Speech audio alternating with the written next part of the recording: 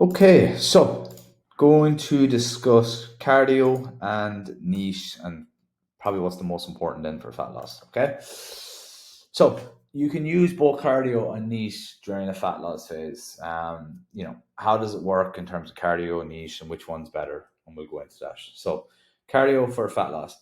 Cardio is, excuse me, and a very effective tool. Okay, obviously you burn more calories. Now, if you've seen any of my videos, cardio for fat loss is a waste of time, right? What I'm saying really is cardio 130 beats is like a really fast walk. It's not going out and sprinting and running. And if you're someone who hasn't exercised in a long time and all of a sudden you're going to start doing cardio for fat loss, like going out and doing a 5K run, and you haven't done 5Ks in months, you're going to feel so much fatigue that you're going to find it very hard to run the next day and the day after. And then you're going to turn around and say, fuck this, I'm giving up. I hate it. Okay, I'm really sorry, I shouldn't be cursing. But that's what I get across with cardio, right? Now, you can also do a really fast walk incline, which is manageable as long as your heart rate is above 130, and you want to keep it above 130. Anywhere, if you're going higher than, let's say, 140, 150, it's going to be a lot harder, obviously, right? 130 beats per minute is where you're looking to do a cardio. It's recommended that we do 150 minutes per week. This is what WHO, the World Health Organization, is. So what I would suggest, that's obviously, it's 5 days, 30 minutes. Do you need to do this? Absolutely not for a fat loss phase. Okay. Don't need to do this. It's considered moderate to high intensity.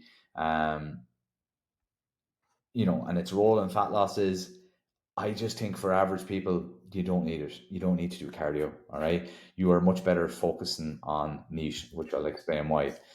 If you're someone who's very active, do include it in, and you do feel like that you like to go and enjoy a run, etc. It's no harm. All right.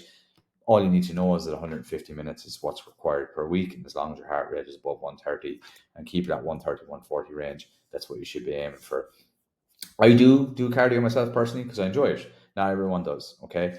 And as I said at the very start, if you're someone who's very new to getting back into shape and you're trying to do fat loss, I would try and not avoid cardio, but just not do it because the fatigue element's so high because your fitness levels are probably not up to scratch with dealing with it.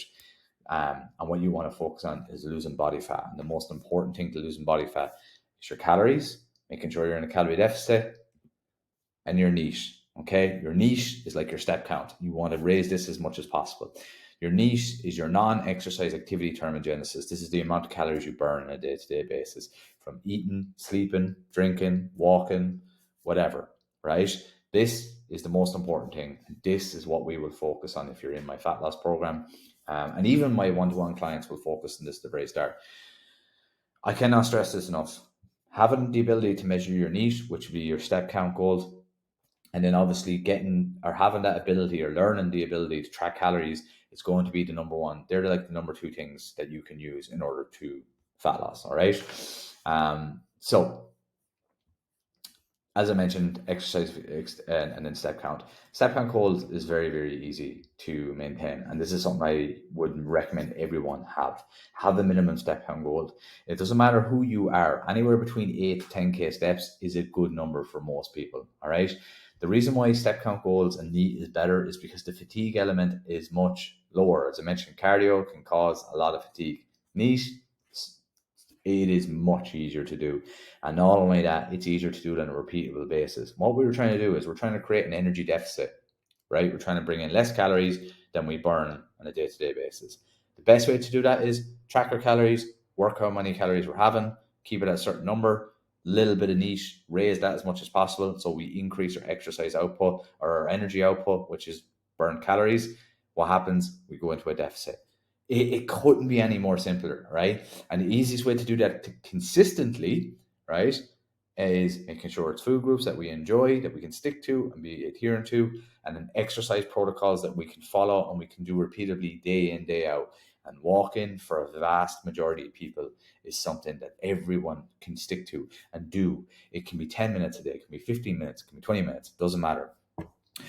Best thing to do is use a daily step count goals to increase your knee. As I said, 8 to 10K is a very good starting point for everyone. I know you'll see on social media, 10K was made up. I don't want to hear that, all right? 8 to 10K step count is good for a lot of people. Some people might have to just do 6 to 8. It depends, all right? And then you want to try and raise that as time goes on. That's really it. Cardio is not required. If you want to do it, do it. All you need to know is that cardio is not, it's not considered cardio unless it's above 130 beats per minute. You don't want to go too high with it. Recommendations 130 beats per minute or per week. NEAT is going to be your route for fat loss. I cannot stress this enough because it's so easy to repeat, and you can actually measure it using like a step count goal. You can track it using a smartwatch, your phone, whatever it is. If you don't have a smartwatch or a way to track your step counts, I would just make that investment, go and get a smartwatch or use your phone, etc. Have the ability to track your daily step count. It's so good. Like if you know that you're doing 10,000 steps every day, that's repeatable. If you're not losing weight and you just increase your step count, very simple. If you're eating the same calories, you're doing 10,000 steps a day and you're not losing weight, what do we do before pulling calories? Just increase your step count another 500,000 steps. Weight loss will start to happen again, or fat loss. All right.